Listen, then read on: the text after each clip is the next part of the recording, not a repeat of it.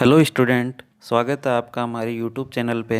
आज हम कक्षा 8 की गणित की कार्यपुस्तिका से संबंधित कार्यपत्रक हल करेंगे। तो चलिए शुरू करते हैं। कार्यपत्रक 89 पहला है, नीचे दी गई संख्याओं के सार और गुणनखंड ज्ञात करें। ये एक उदाहरण समझाया हुआ है, जैसे 22 और 28 के सार और गुणनखंड हो जाएंगे। 22 का होगा 1, 2, 11 और 22। 28 के गुणनखंड है 1, 2, 4, 7 और 14, 28। तो इन दोनों में जो कॉमन है 1 और 2, उन पे गोला बनाना है। इसी प्रकार 56 और 120 के 56 के गुणनखंड होंगे 1, 2, 4, 7, 8, 14, 28 और 56। 120 के होंगे 1, 2, 3, 4, 5, 6, 8, 10, 12, 20, 30 और 60। अब इनमें जो कॉमन है 1, 2, 4 और 8, इन पे गोले बनाने हैं। दूसरा है 15 और 35। 15 के गुणनखंड है 1, 3, 5 और 15। 35 के हैं 1, 5, 7 और 35। तो यहाँ पे 1 पे और 5 पे गोला बनाना है। अगला है 35 और 50। 35 के गुणनखंड है 1, 5, 7 और 35। 50 के 1, 2, 5, 10 और 25, 50। तो यहाँ 1 और 5 दोनों में कॉमन है, इन पे गोला बनाना है। दूसरा है, नीचे दी गई संख्याओं के सार और गुणनखंड ज्ञात करें। 4, 8 और 12 के। तो 4 के हो जाएंगे 1, 2, 4। 8 के 1, 2, 4, 8। 12 के 1, 2, 3, 4, 6 और 12। अब इनमें कॉमन है 1, 2 और 4, इन पे गोला बनाना है। दूसरा है 9, 24 और 54। 9 के गुणनखंड हो जाएंगे 1, 3 और 9। 24 के 1, 3, 4, 6, 8, 12, 24। 54 के 1, 2, 3, 6, 9, 18, 27 और 54। दोनों में कॉमन है 1 और 3, इन पे गोले बनाने हैं। 24, 48 और 72। 24 के गुणनखंड हो जाएंगे 1, 2, 3, 4, 6, 8, 12 और 24। 48 के 1, 2, 3, 4, 6, 8, 12, 16, 24, 48। 72 के हो जाएंगे 1, 2, 3, 4, 6, 8, 9, 12, 48, 24, 36 और 72। अब यहाँ पे तीनों में कॉमन है 1, 2, 3, 4, 6, 8, 12 और 24। इन सब पे गोले बनाने हैं। तीसरा प्रश्न है, दी गई संख्याओं के गुणनखंड वृक्ष में छूटी हुई संख्या लिखें। तो 60 है, 6 को 10 से गुणा किया 60 आया। 6 के लिए 2 गुणा 3, 10 के लिए 5 गुणा 2। इसी प्रकार 90 के लिए 15 गुणा 6, 15 के लिए 3 गुणा 5 और 6 के लिए 2 गुणा 3। फिर 60 है, 60 के लिए 10 गुणा 6 कर देंगे। 10 के लिए 5 गुणा 2, 6 के लिए 3 गुणा 2। कार्यपत्रक 90 पहला है, नीचे लिखे संख्याओं में 2 और 3 के समान गुणजों पर गोल घेरा लगाएं। तो 2 को 3 से गुणा करेंगे, उत्तर आएगा 6। अब 6 के पहाड़े के हिसाब से गोले बना देंगे। 6, 12, 18, 24, 30 और 36। दूसरा प्रश्न है, भाग विधि द्वारा 48 और 72 का लघुत्तम समापवर्ती ज्ञात करें। तो यहाँ पे भाग विधि द्वारा 48 और 72 में 2 का भाग लगाएंगे, 24 और 36 आएगा। फिर 2 का भाग लगाएंगे, 12 और 18 आएगा। फिर 2 का भाग लगाएंगे, 6 और 9 आएगा। फिर 2 का भाग लगाएंगे, 6 में जाएगा 3 बार। 9 को ऐसे ही लिखेंगे। फिर 3 का लगाएंगे, 1 और 3 आएगा। फिर 3 का लगाएंगे, 1 1 आ जाएगा। इधर इनको गुणा के रूप में लिखेंगे, इन सबको गुणा करेंगे, 144 उत्तर आएगा। तीसरा प्रश्न है, भाग विधि द्वारा 12, 32, 64 का लघुत्तम समापवर्ती ज्ञात करें। तो जैसे ऊपर किया था वैसे ही वापस करेंगे। 2 का भाग लगाएंगे, 12, 32 और 64 में 6, 16 और 32 आएगा। फिर 2 का लगाएंगे, 3, 8 और 16 आएगा। फिर 2 का लगाएंगे, 3 ऐसे कैसे 8 और 16 के हो जाएंगे 4 और 8। फिर 2 का लगाएंगे, 3 ऐसे कैसे 4 और 8 के हो जाएंगे 2 और 4। फिर 2 का लगाएंगे, 3 और 1, 3, 1, 2 आएगा। फिर 2 का लगाएंगे, 3, 1, 1, 3 का लगाएंगे आखिर में, सब में 1 1 आ जाएगा। इनको गुणा के रूप में लिखेंगे, सबको गुणा करेंगे, उत्तर आ जाएगा 192। चौथा प्रश्न है, महत्तम समापवर्तक ज्ञात करें। 36 के दिए हुए हैं, 1, 2, 3, 4, 6, 9, 12, 18 और 36। 72 के 1, 2, 3, 4, 6, 8, 9, 12, 18, 24, 36 और 72। महत्तम समापवर्तक इनका जो सबसे बड़ा गुणनखंड है वो हो जाएगा 36। इसी प्रकार 49 के 1, 7 और 49। 28 के 1, 2, 4, 7, 14 और 28। महत्तम समापवर्तक जो सबसे बड़ा गुणनखंड है 7, उत्तर आ जाएगा 7। तीसरा है 30, 30 के गुणनखंड हो जाएंगे 1 2 3 5 6 10 15 और 30, 15 के हो जाएंगे 1 3 5 और 15, महत्तम समापवर्ती हो जाएगा 15। अगला है 25, 1 5 और 25 गुणनखंड है 50 के 1 2 5 10 25 और 50, महत्तम समापवर्ती हो जाएगा 25। कार्यपत्रक 91, पहला है भाजकता के नियम लिखे। 4 की भाजकता का नियम, यदि किसी संख्या के अंतिम 2 अंकों में 4 का पूरा पूरा भाग जाए तो वह संख्या 4 से भाज्य होती है। 9 की भाजकता का नियम, जिस संख्या के अंकों का योग 9 से विभाजित हो वो संख्या 9 से भाज्य होती है। 11 की भाजकता का नियम, संख्या के सम स्थानों का योग और विषम स्थानों के अंकों का योग 0 या 11 हो तो संख्या 11 से भाज्य होती है। ये नियम आप लिख लेंगे। दूसरा प्रश्न है, निम्नलिखित में से कौन सी संख्याएं 10 से विभाज्य होगी, हाँ या ना में उत्तर दें। तो जिनमें इकाई का अंक 0 आता है वे संख्याएं 10 से भाज्य होती हैं। 300 में हाँ है, 960 में हाँ, 107 में ना, 1270 में हाँ, 1809 में ना, 800 में हाँ, 45,205 में ना, 33,500 में हाँ, 83,457 में ना। तीसरा प्रश्न है, निम्नलिखित में से कौन सी संख्याएं 2 से विभाज्य होगी, हाँ या ना में उत्तर दें। तो जिनका इकाई का अंक 0 2 4 6 और 8 आता हो वो संख्या 2 से विभाज्य होती है।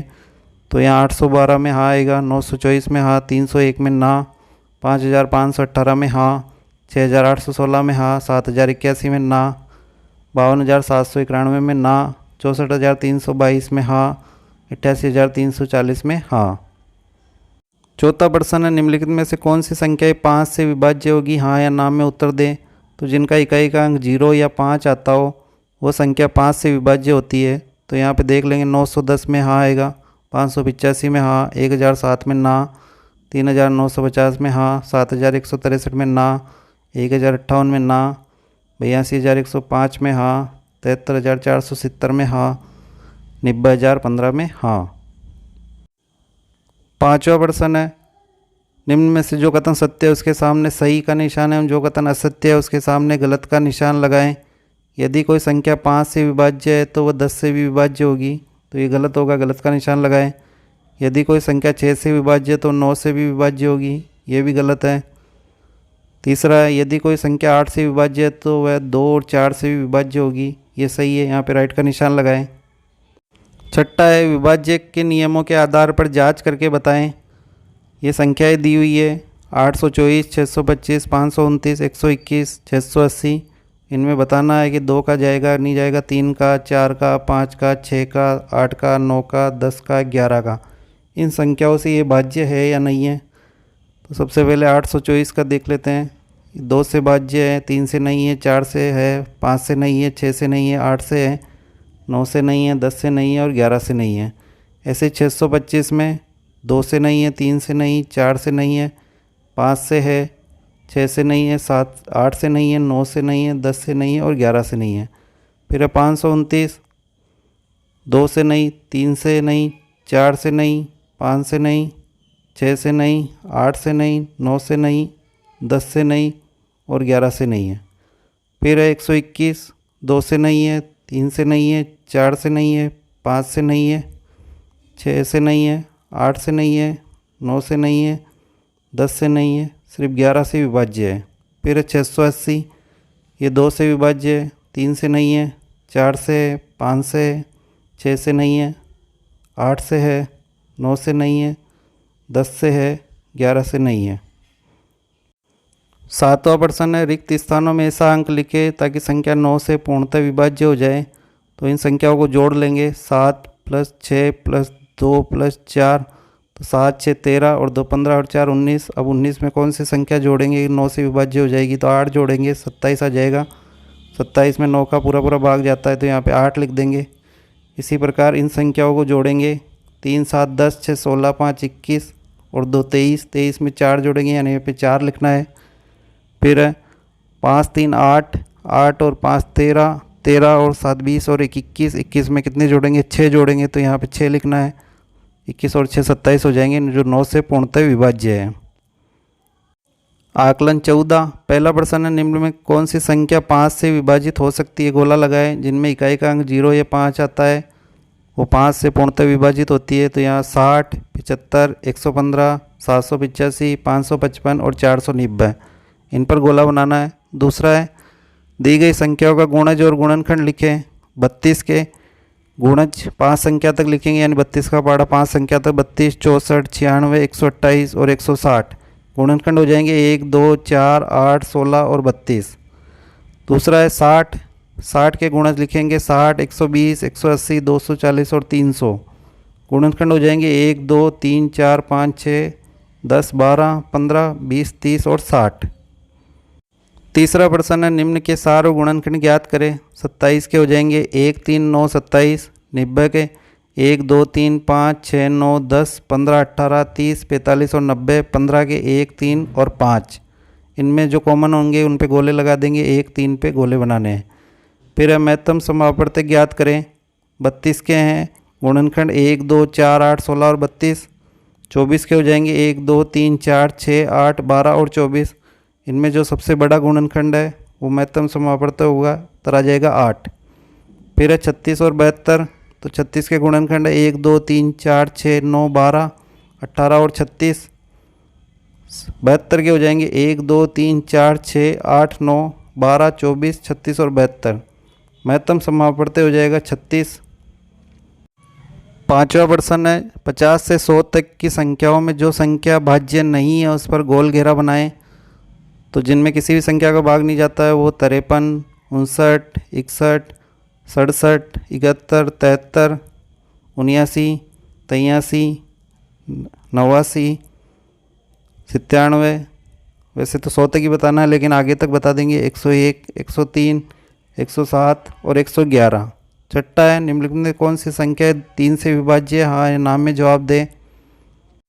तो इसमें 3 के विभाज्यता के नियम से इन संख्याओं को जोड़ के देख लेंगे। 2, 1, 3 और 9, 12। 12 में 3 का जाता है तो हाँ आ जाएगा। इसी प्रकार 560 में ना, 102 में हाँ, 3484 में ना, 5931 में हाँ, 1302 में हाँ, 12459 में हाँ, 64520 में ना, 97266 में हाँ।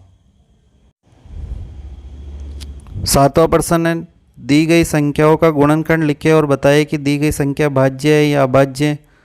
तो 48 के गुणनखंड लिखने हैं 1, 2, 3, 4, 6, 8, 12, 16, 24 और 48, ये भाज्य है। 35 के 1, 5, 7 और 35, ये भी भाज्य है। 63 के 1, 3, 7, 9, 63, ये भी भाज्य है। 57 के 1, 3, 19 और 57, ये संख्या भी भाज्य है। इस प्रकार स्टूडेंट आज कार्यपत्रक 89, 90, 91 और आकलन 14 हल किया है। अगर ये वीडियो आपको अच्छा लगे तो प्लीज़ लाइक, शेयर और सब्सक्राइब करें। Thank you.